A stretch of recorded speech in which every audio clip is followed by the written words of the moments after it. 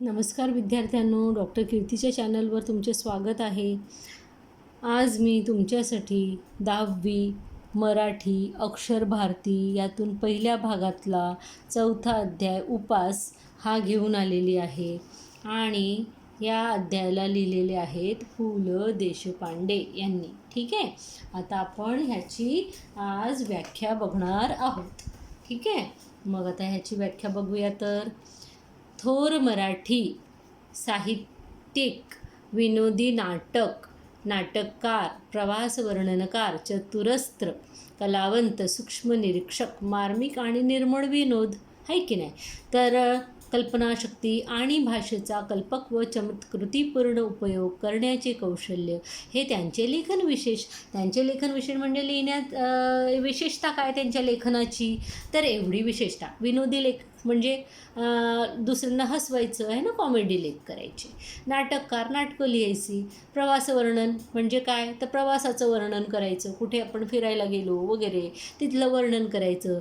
चतुरस्त्र कलावंत म्हणजे काय, तर चारीकडचं त्यांना सगळं काही माहिती होतं आहे की नाही. सूक्ष्म निरीक्षण, प्रत्येक गोष्टीचं बारीकाईने अभ्यास करणं हे त्यांच्या सवयीत होतं. मार्मिक म्हणजे आपल्या हृदयाला स्पर्श करेल अशा गोष्टी. आणि निर्मळ विनोद म्हणजे विनोद करायचा, हास्य व्यंग्य करायचे, पण ते कसे, कोणाला खोचट न बोलता ते मार्मिक असायचे आहे ना, त्याच्यामध्ये कुठेतरी मर्मसुद्धा असायचा.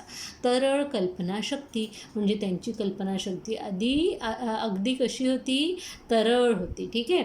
आणि भाषेचा कल्पक व चमत्कृतीपूर्ण उपयोग म्हणजे भाषेचा इतका सुंदर उपयोग करायचे की ती भाषा, ते शब्द फक्त वाचूनसुद्धा आपल्याला अगदी आश्चर्य आणि हसू फुटायचं. ठीक आहे.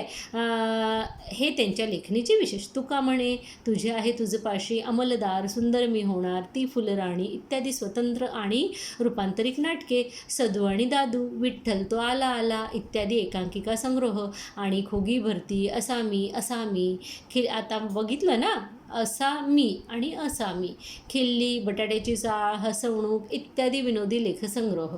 अपूर्वाई, पूर्वरंग, जावे त्याच्या देशा इत्यादी प्रवास वर्णनेसुद्धा त्यांनी लिहिलेली आहे.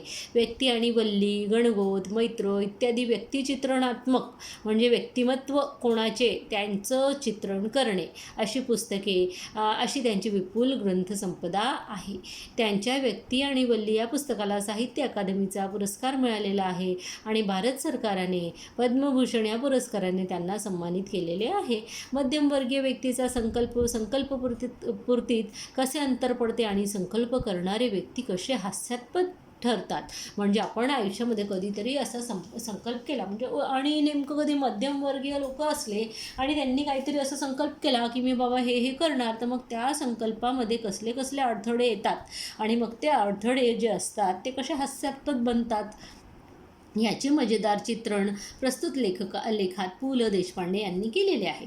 अभी हिंदी भाषी विद्यार्थियों, अब इसमें हमको यही बताया गया है कि पु ल देशपांडे जो है, इन्होंने अपने जीवन में इतनी सारी किताबें लिखी. विशेष रूप से उन्होंने विनोदी नाटक लिखे जो हास्य से संबंधित होते हैं, है ना. उनका हास्य बहुत सुंदर होता है, वो मार्मिक भी होता है और निर्मल भी होता है. यानी निर्मल यानी स्वच्छ होता है, उसमें क्लीननेस होता है, उसमें कोई डर्टीनेस नहीं होता है. ये सब हमें बताया गया. अब इसके बाद में हमें लेसन के बारे में बताया गया कि जो मीडियम इसके लोग रहते हैं ना, मतलब मध्यम वर्गीय जो लोग रहते हैं, उन लोगों के बारे में यहाँ पे हमको बताया गया है. तो क्या बताया गया है इसमें कि जो मध्यम वर्गीय लोग होते हैं वो अगर किसी चीज़ का संकल्प कर ले कि मैं ये करूँगा वो करूँगा, तो फिर उन लोगों के रास्ते में इतनी अड़चनें आती है कि फिर वो जो संकल्प उन्होंने किया हुआ रहता है वो हास्यास्पद ठहर जाता है, यानी कॉमेडी जैसा लगने लगता है. तो उसका ये मज़ेदार चित्रण इस लेखक ने यहाँ पर इस लेसन में किया हुआ है. अब हम उसको देखते हैं कि क्या लिखा हुआ है.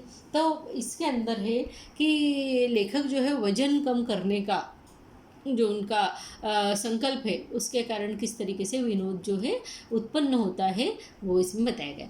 माझ्या खाजगी उपोषणाची हकीकत चाळीत जाहीर झाली आणि येता जाताही माझी नाही ती भानगड आहे. उगीच हात दाखवून अवलक्षण करणे आहे. पेललं नाही तेव्हा खाजगी झालो, अशी वाक्ये माझ्या कानावर येऊ लागली. हां, तर म्हणजे काय, माझ्या खाजगी उपोषणाचे म्हणजे स्वतः त्यांनी उपोषण करायचा विचार केलेला आहे ना, पण ते काय झालं, त्यांच्या चाळीमध्ये ते सगळं जाहीर झालं की अरे हे उपोषण करतायत है ना. तर उपोषण करणे म्हणजे काय करणे, उपोषण म्हणजे कमी खाणे आहे की नाही, उपास करणे म्हणजे काहीतरी नेमकंच खाणे तसं. पण मग लोकांनी येता जाता काय म्हणायला सुरुवात केली, नाही ती भानगड आहे, म्हणजे फालतूचीच लफडी आहेत बुवा, हे करा ते करा, कशाला करायचं असलं हे असं सगळं आहे ना, उगीच हात दाखवून अवलक्षण आहे. म्हणजे की मग लोक हे पण बोलायला लागले की उगाच जे आहे स्वतः होऊन आपल्या अंगावर संकट ओढून घेणे, म्हणजे हात दाखवून अवलक्षण म्हणजे काय, तर त्याचा अर्थ हाच ना की स्वतः होऊन आपल्या अंगावर संकट ओढून घेणे. आणि पेललं नाही तेव्हा खाजगी झालं, बाबा आता तुम्ही हे करायला बसले आणि जेव्हा तुम्हाला पेलल्या नाही गेलं तेव्हा आता ते तुमचं स्वतःचं व्यक्तिगत झालं असं. तर अशी वाक्य माझ्या कानावर येऊ लागली. म्हणजे असलं सगळं काही जे आहे लेखकाच्या कानावर येऊ लागलं. पण मी कोणत्याही टीकेला भीक घालणार नव्हतं. मग ते काय बोलले, पण असल्या सगळ्या गोष्टीला, असल्या सगळ्या टीकांना, म्हणजे लोक काय बोलतात ह्या सगळ्या गोष्टींना मी काय भीक घालणार नव्हतो. म्हणजे मी काय त्यांना त्यांची पर्वा करणार नव्हतो. भीक न घालणे म्हणजे काय, भीक घालणार नव्हतं म्हणजे काय, त्यांची पर्वा करणार नव्हतं आहे की नाही. 181 पौंड रात्री दिवस ते कार्ड माझ्या डोळ्यापुढे नाचत होते. वजन कमी झाले पाहिजे ह्या विचाराने माझी झोप उडाली. झोप कमी झाली तर वजन उतरते ह्या विचाराने मला त्याचेही काही वाटत नव्हते. म्हणजे झोप जर कमी झाली तर लोक म्हणतात की कमी जरा झोपलं की जरा वजन कमी होतं, तर मग ती झोप उडाली म्हणून त्याचंही त्यांना काय वाटत नव्हतं आहे की नाही. मी पूर्वीसारखा गाढ झोपत नाही यावर धर्मपत्नीचा मात्र अजिबात विश्वास नव्हता. जेव्हा त्यांनी बायकोला सांगितलं की अगं मला रात्रीची झोपच येत नाही नीट व्यवस्थित, पण त्यांची बायको काय म्हणाली, घोरत तरच तर रात्रभर. अशासारखी दुरुत्तरे ती मला द्यायला लागली. दुरुत्तरे देणे म्हणजे वाईट उत्तरे देणे आहे की नाही. ती त्यांना असली प्रकारची वाईट उत्तरे जी आहे ती द्यायला लागली. म्हणजे हे असलं सगळं बोलणं आता त्यांना असं वाटत होतं की मी झोपत नाही, पण ते चांगल्या ढाराढोर झोपायचे, घोरायचे. तर असं ती सगळं बघायची रात्रीची, म्हणून तिला माहिती होतं. तर मग तिने सांगितलं, हाँ तो हिंदी विद्यार्थी हो आपके लिए यहाँ पर लेखक क्या बोल रहे हैं कि उन्होंने उपास करने के बारे में एक बार सोचा. उपास करने के बारे में यानी रोज़ उपास करने के बारे में नहीं, कुछ तो भी लिमिटेड वो खाएंगे, ऐसा उपोषण करने का उन्होंने जो है अपने मन में सोचा. यानी जो वो फास्टिंग करेंगे वो फास्टिंग कैसी होगी, विदाउट फूड होगी है कि नहीं, उस तरीके का उन्होंने सोचा. परंतु उनकी ये बात जो है उनकी चाल में, वो चाल सिस्टम में रहते थे, वहाँ सबको पता पड़ गई. अब सब लोग बोलने लगे क्या फालतूगिरी है, नहीं थी भानगड़ है, मतलब क्या फालतूगिरी है, उगिस हाथ दाखवून अवलक्षण यानी फालतू अपने ऊपर जो है संकट इन्होंने खींच के ले लिया है. और पेललं नाही तेव्हा खाजगी झालं, यानी अब इनसे जो है खुद से कुछ अवेरा नहीं गया, अब ये इनका जो है व्यक्तिगत हो गया, ऐसे लोग बोलने लगे. अब लेखक बोले कि मैं इन सब बातों से थोड़ी डरने वाला था. मेरा जो वजन है वो 181 पाउंड हो गया था. रात दिन वो मेरे आंखों के सामने आ जाता था. इसके कारण मेरी जो है नींद उड़ गई थी.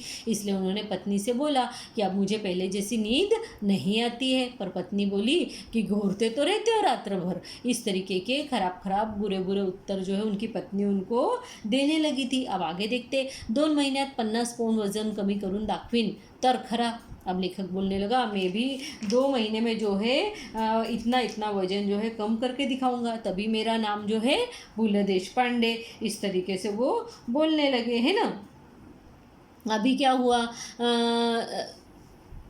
अशी भीष्म प्रतिज्ञा करून मी आहारशास्त्रावरच्या पुस्तकात डोके घालू लागलो. आता आहारशास्त्रांवरची जी पुस्तके असतात ती म्हणजे काय, तर त्यांचे जे कॅलरीज कुठल्या याच्यामध्ये काय आहे, किती आहे वगैरे, डाएटच्याबद्दल जे पुस्तकं असतात ते पुस्तकं त्यांनी चाळायला सुरुवात केली है ना, बघायला सुरुवात केली. आणि उन्होंने डाएट से रिलेटेड जो बुक्स थी वो पढ़ने को शुरू करी. प्रोटीनयुक्त पदार्थ, चरबीयुक्त द्रव्ये वगैरे शब्दांबद्दलची माझी आस्था वाढू लागली. अब उनको किस खाने में कितना चर्बी है, कितना प्रोटीन है, इस बारे में जानने में उनकी जो है आस्था जो है वो बढ़ने लगी. यानी उनकी जो है इच्छा वो सब पढ़ने की होने लगी. उन्होंने सोचा कि ये सब चीज़ करूँगा तो मेरा जो वज़न है वो क्या हो जाएगा, जल्दी से जल्दी कम हो जाएगा. और इसलिए वो उस प्रेम में पडणे लगे. यानी उनको वो सारी चीज़ें अच्छी लगने लगी. साऱ्या ताटातले पदार्थ मला न दिसता नुसत्या कॅलरीज मला दिसू लागल्या. आणि आनंदाची गोष्ट अशी की वजन उतरवण्याच्या शास्त्रात पारंगत झालेले तज्ज्ञ मला रोज़ डजनवारी भेटू लागले। अब उन्होंने बोला कि ये तो ठीक है कि मैंने ऐसा ऐसा डिसाइड किया, लेकिन अब मुझे जो है रोज़ क्या खाने से कैलोरीज कम होगी, क्या खाने से वजन कम होगा, ऐसा बताने वाले तज्ञ यानी एक्सपर्ट्स मुझे कई डझनों में मिलने लगे। इतकेच काय, परंतु ज्या आमच्या चाळीतल्या लोकांनी माझ्या उपासाची अवहेलना केलेली होती, म्हणजे त्यांच्या उपासाचे अपमान केलेले होते, अहो हे काय करू शकणार, उगाच काहीतरी आहे ना, नाही ती भानगड आहे असं बोलून जे केलेलं होतं, त्यांनी मला डाएटचा सल्ला दिला। वही लोग बताने लगे कि क्या खाना चाहिए क्या नहीं खाना चाहिए, है ना। उदाहरणार्थ सोकाजी त्रिलोकेकर म्हणजे जे त्यांच्या चाळीमध्ये राहायचे, त्यांनी त्यांना सांगितलं की काय खायचं आणि काय नाही खायचं, तुला सांगतो मी, पण तर डाएट कर, बटाटा सोड, बटाट्याचं नाव काढू नकोस, म्हणजे बटाटा खाऊ नको, याने आलू नहीं खाने का है ना, पटेटो नहीं खाने का, उससे वजन बढ़ता है। हो म्हणजे कुठं राहता, आता तो म्हणतो की अरे कुठं राहता तुम्ही, म्हणून विचारलं तर नुसतं चाळीत राहतो म्हणा बरं का, म्हणजे त्यांच्या चाळीचं नाव होतं बटाट्याची चाळ, मतलब जहाँ लेखक रहता था उस चाल का नाम था बटाटे की चाल, और इसलिए लेखक को वो सोकाजी त्रिलोकेकर एक सलाह देते कि बटाटे का तो नाम ही छोड़ दो, नाम भी नहीं निकालने का। अगर कोई पूछेगा तुमसे कि तुम कहाँ रहते हो, तो उनको ऐसा बताना कि मैं चाल में रहता हूँ, पर कभी ये भी गलती से भी नहीं बोलना कि बटाटे की चाल में रहता हूँ, बटाटे की चाल, बटाटा ये नाम ही नहीं निकालने का, वजन वाढेल, खी खी खी खी खी। आता ते सोकाजी त्रिलोकेकर आहे ते हसायला लागले, असं बोलून की असं नाव जरी काढलं ना तर तुमचं वजन वाढेल हो, म्हणून जरा तुम्ही हे नावच घ्यायला सोडा। जोनोबा रेगे या इसमाला काय म्हणावे ते मला कळत नाही, नेहमी तिरके बोलायचे म्हणजे काय, आता हे लोक हे म्हणजे नेहमीच काय करतात तर तिरकंच बोलतात, म्हणजे असं उलटंच बोलतात, असं काय बोलायचं त्यांना, असं लेखकांनी करून सोडून दिलं। पण सोकाजींनी त्यांना परस्पर जामून टाकले, म्हणजे बोलून टाकले, ए इडियट, सगळ्यात गोष्टीत जोक काय मारतोस नेहमी, म्हणजे कशाला सगळ्याच गोष्टीमध्ये जोक, की क्यों हर बात में जोक मारताय, मी सांगतो तुला पंत, तू बटाटा सोड, मी काय काय सोडले असता माझे वजन घटेल याची यादी बटाट्यापासून शुरू झाली। अब बोले वो सब लोगों ने मिलकर जो है मेरे लिए एक लिस्ट बनाई, यादी यानी लिस्ट है ना, एक लिस्ट बनाई कि क्या क्या शुरुआत, मतलब मुझे क्या क्या छोड़ना चाहिए। उसकी शुरुआत जो है वो बटाटे से हुई, मतलब आलू से हुई कि सबसे पहला जो है आलू छोड़ा जाए। बटाट्याचं ठीक आहे, पण पंत आधी भात सोडा, एक सल्ला। अब दूसरे ने सल्ला दिया बटाटा तो ठीक है छोड़ना ही है, लेकिन सबसे पहले तो आप राईस खाने को छोड़ो, भातानं थोडंच लठ्ठ व्हायला होतं, आमच्या कोकणात सगळे भात खातात, कुठं आहेत लठ्ठ, तुम्ही डाळ सोडा। काशीनाथ नाडकर्णी, मग काशीनाथ नाडकर्णी जे आहेत ते कोकणातले होते, ते काय बोलले, अहो हे यांचं काय ऐकू नका हो, तुम्ही भात वीत सगळं खा, कारण आम्ही तर कोकणामध्ये नेहमी भात खातो, मग काय आम्ही काय लठ्ठ आहोत का, मग तुम्ही भात तर खा, पण तुम्ही काय सोडा, डाळ सोडा, म्हणजे एक म्हणतो बटाटा सोडा, एक म्हणतो भात सोडा, एक म्हणतो डाळ सोडा, आहे की नाही, असं मुख्य म्हणजे साखर सोडा, मग एक जण हे म्हणतो की शक्करी छोड़ दो, मी सांगू का, मीठ सोडा, एक बोलताय की नमक छोड़ दो, लोणी तूप सोडा, एका आठवड्यात 10 पौंड वजन घटलं नाही तर नाव बदलीन। अब एक बोल रहा है कि लोणी यानी कि मक्खन खाना छोड़ दो, अगर वजन कम नहीं हुआ 10 पौंड के लगभग एक हफ्ते में तो मेरा नाम मैं बदल दूंगा। आमच्या हेड क्लार्कच्या वाईफचं घटलं, वो बोलता हमारे जो हेड क्लार्क है उनकी पत्नी ने इसी तरह से वजन घटाया। तेल आणि तळलेले पदार्थ आदि सोडा। बाबू काका बोले कि भैया तळलेले पदार्थ, जो तले हुए पदार्थ है वो पहले तुम खाने को छोड़ दो, वो तो सभी लोग बोलते हैं ना। दिवसा झोपणं सोडा, किसी ने बोला कि दिन में सोना छोड़ दो। खरं म्हणजे पत्ते खेळायला सोडा, बसून वजन वाढतं। एक अजून तिकडेच आलं आणि त्यांनी सांगितलं की हे बघा, तुम्ही ना पत्ते खेळायला तुम्ही पूर्ण वेळ बसून राहता, तर ते पत्ते तुम्ही खेळू नका, म्हणजे बसून त्याने वजन वाढतं। मी मात्र ह्या सर्व जणांचे एकूण मनाचे करायचे ठरवले आणि पहिला उपाय म्हणून मी आहार परिवर्तन सुरू केले। आता हे देशपांडे जे आहेत त्यांनी विचार केला की आपण ऐकायचे सगळे, म्हणजे ऐकायची जनाची पण करायची ती मनाची, आहे की नाही, म्हणजे मग आपण आपल्या मनाचं करूया। मग काय करायचं तर आहार परिवर्तन, म्हणजे खाण्यामध्ये काहीतरी परिवर्तन करूया असं त्यांनी विचार केला। साखरेत सर्वात अधिक कॅलरीज असतात, म्हणून त्यांनी काय प्रथम बिना साखरेचा चहा शुरू केला। बिना शक्कर का चाय सबसे पहले उन्होंने शुरू करा। पहिल्या दिवशी विशेष फरकही वाटला नाही, पहिले दिन तो उनको कुछ अंतर लगा नहीं। घरात साखरबंदी जाहिर केली, घर में बोला कि शक्कर कोई नहीं लाएगा घर में, है ना, इसको बंद कर दो। कुटुंबाला सारी दिवाळी तिखट मीठावर उरकायची सख्त ताकीद दिली और घर के लोगों को बोला दिवाली पास में आ रही थी तो दिवाली में कोई भी मीठा पदार्थ नहीं बनेगा, सब कुछ नमकीन बनाओ, यानी नमक और मिर्ची डालकर हर चीज़ बनाई जाए, ऐसा उनको सल्ला दे डाला। मुलांसाठी म्हणून काय थोडं गोडाधोडाचं करायचं ते कर, यानी छोटे बच्चों के लिए जो थोड़ा बहुत अगर मीठा कुछ बनाना हो तो बना, एवढी सवलत ठेवली आणि इतनी सहूलियत उनको दी। ठीक आहे, पहिल्या दिवशीच मला फरक जाणवायला लागला। भात अजिबात वर्ज्य करणे अवघड होते, पर पहले ही दिन उनको फर्क ऐसा दिखा कि जैसे खाने की थाली पर बैठे राइस हटा देना, थाली में से राइस का त्याग करना, वर्ज्य करना, ये उनको बड़ा कठीण लगा, अवघड याने कठीण। ठीक आहे, म्हणून फक्त पहिला भात आणि ताकभात ठेवून मधला भात वर्ज्य केला। म्हणजे आता हे जे भट लोक असतात की नाही, ही लोक पहिलं भात खातात, नंतर चपाती भाजी खातात, परत भात खातात आणि म्हणजे पहिलं भात, मध्ये भात आणि नंतर भात, असं जेवणामध्ये 3 वेळ भात खातात। मग त्यांनी काय केलं की आपण फक्त पहिला भात खायचा, त्यानंतर ताक भात ठेवायचा, मधला भात वर्ज्य केला, म्हणजे मधला भात नाही खायचा, शेवटचा जो ताक भात खातो तो खायचा, आहे की नाही। नुसती उकळलेली पालेभाजी खाणे कसे जमणार, हा विचार किती पोकळा होता याचा अनुभव मी खाल्ल्यावर आला आणि नेहमीच्या भाजीत ही निराळे काय करते याचा अजूनही अंदाज आलेला नाही। मग आता लेखक बोलतो, माझ्यासमोर जेव्हा मी माझ्या बायकोला सांगितलं की अगो बघ तुम्हाला की नाही उकळलेल्या भाज्या दे, मला वजन कमी करायचं आहे, मग तिने जी भाजी माझ्यासमोर आणून टाकली की नाही ती तशीच होती जशी ती रोज करायची। म्हणजे मला अर्थच त्याच्यामध्ये अंतरच कळला नाही की ही रोजच उकळलेली भाजी मला खायला द्यायची की काय, म्हणजे मी चुकतोय कुठेतरी। मग उकळलेल्या भाज्या कशा असतात, ह्या अशाच असायला पाहिजे असं ते बोलले, है ना। पहिला याने वो बोले कि जब मैंने बोला कि मैं उबली हुई सब्जियां खाऊंगा तो मेरी पत्नी ने जो मेरे सामने थाली में उबली हुई सब्जियां लाकर रखी तो वो देखकर मुझे अंतर ही समझ में नहीं आया कि ये रोज़ मुझे क्या अलग देती थी। भाई ये ऐसी तो सब्जी मुझे रोज़ खाने को मिलती थी, फिर अगर इसको उबली हुई सब्जी खाने से अगर वजन कम होता होगा तो और उबली हुई सब्जी किस प्रकार की होती है, ऐसा तो मैं रोज़ ही खाता था, वजन कैसे कम होगा। पहिला दिवस सुरळीत गेला आणि दुसऱ्या दिवशी व्रतभंगाचा प्रसंग आला। पहला दिन ठीक हुआ, दूसरे दिन उनका उपास टूटने का एक घटना हो गया।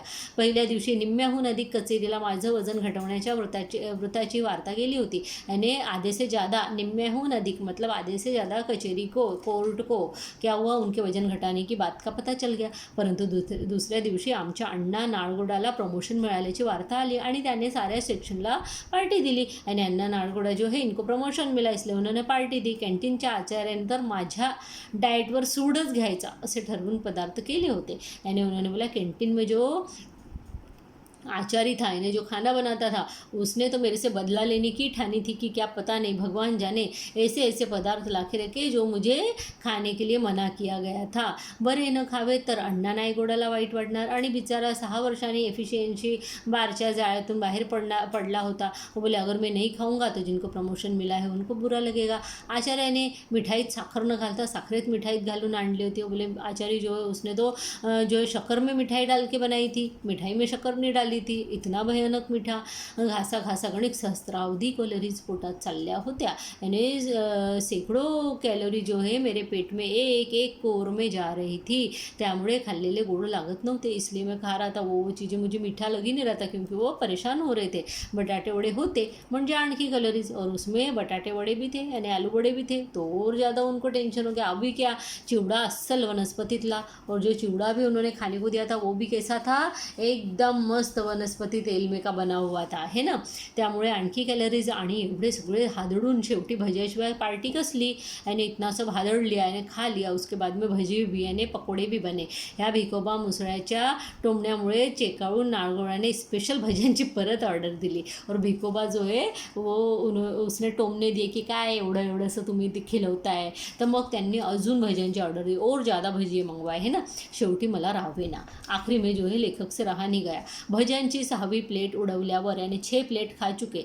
6ठी प्लेट खाने के बाद बोले मैं त्या अत्यंत केभिलवाण्या स्वरात बोललो. म्हणजे लेखक एकदम ऐसे गरीब जैसा बोला. सध्या मी डाएटवर असल्याचे सांगितल्यावर सर्वांनी मला वेड्यातच काढले. सब बोले, उन्होंने बोला कि अहो मी न डाएटवर आहे, मतलब मैं डाएट पे हूँ. तो सबने उसको पागल में ही निकाला. अरे पंत, खाण्याचा आणि वजनाचा काय संबंध आहे, आणि खाने का और वजन का क्या संबंध. भिकोबा मुसळे म्हणाला, मी बघ 21 गुलाबजाम खाल्ले, एवढंच काय, आणि मैंने 21 गुलाबजामुन खाय. आपण तर आयुष्यात एक्सरसाइज नाही केला, बोले हमने तो बाबा कभी जिंदगी में जो है एक्सरसाइज भी नहीं किया. तुझी कुंभ रासनी कुंभ लग्न आहे, नुसता वायू भक्षण करून राहिलास तरी तू असाच जाड्या राहणार. बोले जिनकी कुंभ राशीवर कुंभ लग्न होता है वो सिर्फ हवा भी खाए ना तो भी इतने तेरे जैसे मोटे रहते. लठ्ठपणा काय आपल्या हातात आहे, आणि मोटापा काय अपने हात में होता है, वो तो अपने आप हो जाते हैं. नॉनसेन्स, जगदाळे ओरडला. रनिंग कर रोज. तो बोलला, नॉनसेन्स मूर्खा, रोज रनिंग कर, धावत जा, भागा कर. रनिंगपेक्षा देखील दोरीवरच्या उड्या मार. तो एक जन बोले, रनिंग वनिंग छोड, तू जो है ये दोरीच्या उड्या मारत जा, म्हणजे रस्सी कूद किया कर. बरं का पंत, माझ्या सिस्टरचं वेट 40 पाऊंड उतरलं दोरीवरच्या उड्यांनी. कमलिनी केंकरे म्हणाली. कमलिनी केंकरेने बोला, मेरी जो सिस्टर आहे उसका इतना वजन कम हुआ. शेवटी सर्वांच्या मते मी सकाळी रनिंग करायचे आणि संध्याकाळी दोरीवरच्या उड्या माराव्यात असे ठरले, आणि मी बशीमधले भजे उचलले 7व्या. मग ते बोलले की मी मग असं ठरवलं की सकाळी मैं सुबह भागने जाऊंगा और शाम को जो है मैं दोरी वाली मतलब रस्सी कूद करूँगा. और फिर ऐसा जैसे ही डिसाइड हो गया वैसे ही मैंने 7वीं प्लेट के भजिए भी खाना शुरू कर दिए. देखिए है कि नहीं. अभी देखो, वजन कम करना 7 प्लेट भजिए खा रहे, बताइए आप. तो कुटुंबाचा मात्र माझ्या डाएट बाबतीतला उत्साह वर्णनीय होता, कारण रोज काही चमत्कारिक पदार्थ माझ्या पानात पडायला लागले. जब उनकी वाइफ को पता पड़ा तो रोज एक चमत्कारिक पदार्थ उनको खिलाने लगी. एके दिवशी नुसते पडवळे उकडून तिने मला खायला दिली. पडवळ्याने एक लंबी सी गिलकी कैसी सब्जी होती है, यानी आप इसको मतलब वो एकदम फिकी सी हरी सी है ना, तो वो दिया. शेवग्याच्या शेंगा याने ड्रमस्टिक्स, पडवल, भेंडी, चवळीच्या शेंगा वगैरे सळ पातळ भाज्यांचा खुराक तिने चालू केला. उसने बोले कि जो भी पतली पतली दिखने में सब्जियां होती ना, एकदम नाजुक सी दुबली पतली, वही सब्जियां देना उसने मुझे शुरू किया. कोबी, कॉलीफ्लॉवर वगैरे बाळसेदार मंडळीची स्वयंपाकघरातून हकलपट्टी झाली, आणि जो मोटी ताजी गुबगुबीत जो सब्जियां दिखती है वो सब उसने किचन से बाहर निकाल दी. सकाळचा चहा देखील सुरुवातीला होता तसा राहिला नाही. अब बोले, सुबह का जो चाय पहले जैसा लगता था वैसा नहीं रहा, कुछ अलग हो गया. बिन साखरेचा चहा इतका कडू लागत असेल अशी यापूर्वी कधी कल्पनाच आली नव्हती मला. बोले, बिना शक्कर का चाय इतना कड़वा लगता होगा, मुझे पता ही नहीं था. चहा सुरुवातीला बिन साखरेचा असूनही कडू लागला नाही, आणि आता का लागतो तेवढं सांग, असे म्हटल्यावर कुटुंबाकडून खुलासा मिळाला. अब उन्होंने पूछा पत्नी से कि भाई जो बिना शक्कर का चाय है पहले तो इतना कड़वा नहीं लगता था, लेकिन अब जो इतना कड़वा लगता है उसके बारे में क्या इसके पीछे की कहानी है वो मुझे तू बता. तो कुटुंब जो परिवार आहे उन्होंने बताया की हेच ते. म्हटलं, ते काय उगीच. अहो, म्हणजे सुरुवातीला मी तुम्हाला जो बिनसाखरेचा चहा दिला की नाही तो बिनसाखरेचा नव्हताच मुळे. मतलब जो मैंने शुरू में आपको बिन शक्कर का चाय दिया वो बिन शक्कर का था ही नहीं, उसमें तो शक्कर डली हुई थी. नव्हता, मग मला बिना साखरेचा चहा म्हणून काय सांगितलंस. तर फिर तूने ऐसा क्यों बोला की बिन शक्कर का. अहो, थोडीशीच राहिली होती साखर, ती संपेपर्यंत म्हटलं घालूया. काल संपली, आजपासून बिना साखरेचा चहा केलाच की साखर न घालता. वो बोली की मैंने सोचा जब तक शक्कर है शक्कर वाला चाय बनाते, जब ख़त्म हो जाएगा, अब ख़त्म हो ही गया तो आज दिया की तुमको बिना शक्कर का चाय. म्हणजे खलास. म्हणजे ते बोला, आता एवढी मेहनत केलेली, अब इतना मेहनत मैंने क्या गया सब. किती लाख कॅलरीज गेल्या असतील माझ्या पोटामध्ये, कितना कॅलरी गया होगा मेरे पेट में, कसलं कमी होतं आहे आता माझं वजन. फिर बोलते, हे भगवान, काय वजन अब मेरा कम होने वाला है, तो और बढ़ने ही वाला है. सांगितलं का नाहीस मला. बोले, मुझे क्यों नहीं बताया तूने ऐसा पहले. उगीच आरडाओरडा करू नका. वजन ते काय मेलं, होईल हळूहळू कमी, आणि कोणाचं मागून खात नाही म्हणावं आम्ही, स्वतःच कमवून खातो म्हणावं. वाढलं तर वाढू दे वजन. मुलांना देण्यासाठी लाडू काढून बशीत ठेवत आणि माझ्या वजनचे संकल्पाला आणखी नवे सुरुंग लावीत ती उद्गारली, लाडू कशाला केलेस, साखर असेल त्यात. इश्श, साखरेशिवाय लाडू आमच्या नाही घराण्यात केले कोणी हो. आता ते बायकोला म्हणतात, बायको त्यांना म्हणते, उगाच तुम्ही आरडाओरडा करू नका, वजनाचं वजन क्या है वो तो अपने आप ही बढ़ता है. लोग अगर कोई बोले तो बोलना हम कमाते, हमारे कमाई का हम खाते.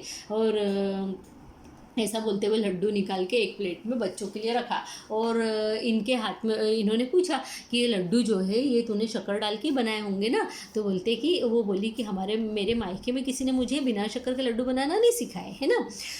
तात्पर्य चहा बिना साखरेचा होता हे खरे, परंतु लाडवाच्या रूपाने काही कॅलोरीज पोटात गेल्याच। अब वो बोले चाय उसने भले मुझे बिना शक्कर की पिलाई, लेकिन जो मुझे लड्डू दिए उसमें तो शक्कर थी, तो कितना कॅलरी गया। दोरीवरच्या उड्या फक्त एकदा प्रयत्न केला व पहिली उडीच शेवटची ठरली, कारण 8x10 आमच्या दिवाणखान्यात प्रथम दोरी संपूर्ण फिरवणे अवघड। मतलब वो बोले पहली और आखिरी बारी मैंने रस्सी कूद किया, क्योंकि हमारे 8x10 के कमरे में रस्सी घुमाना ही पहली बात तो कठीण। एकदा डोक्यावरून दोरी पल्लीकडे गेली, ती ड्रेसिंग टेबलवरच्या तेलांच्या व औषधांच्या बाटला खाली घेऊनच आली। मतलब पहली बार जब उन्होंने सिर के ऊपर से उस रस्सी को घुमाया तो वो ड्रेसिंग टेबल से टकरा के सब तेल की बॉटल, दवाइयों की बॉटल सब नीचे धडाम धुडूम गिर गए। दुसऱ्यांदा अर्धवट गॅलरी आणि अर्धवट घरात राहून दोरी फिरवली, ते आचार्य बर्व्यांच्या गळ्यात। फिर उन्होंने सोचा कि दरवाजे के बीचों बीच खड़े रह के गैलरी और दरवाज़ा इसके बीच में फिर रस्सी अच्छे से घूमेगी, वहाँ खड़े रहे तो पीछे से जो है बर्वे काका आ रहे थे, वो रस्सी जाके उनके गले में अटक गई।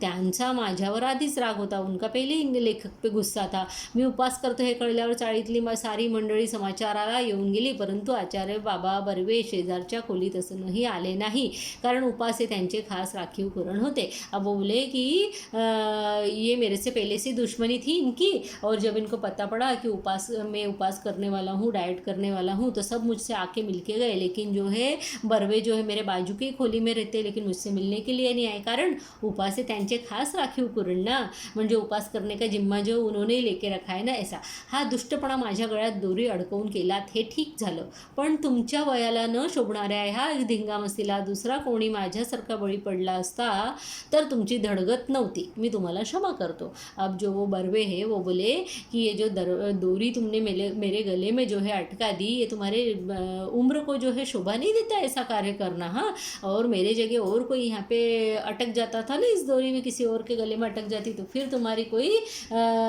तुम्हारी बड़ी मुसीबत हो जाती, तुम्हारी कोई धड़गत नहीं थी फिर, है ना। अब चलो मैं तुमको माफ़ करता हूँ, ऐसा भी वो बोले। ठीक आहे, पण मी हे मुद्दाम केलं नाही आचार्य, अहो वजन कमी करायला दोरी उड्या मारतोय मी। तो वो बोले कि अरे मैं वजन कमी करने के लिए कर रहा हूँ, मैं कोई जानबूझ के नहीं कर रहा हूँ। काही उपयोग होणार नाही, बर्वे बोलले।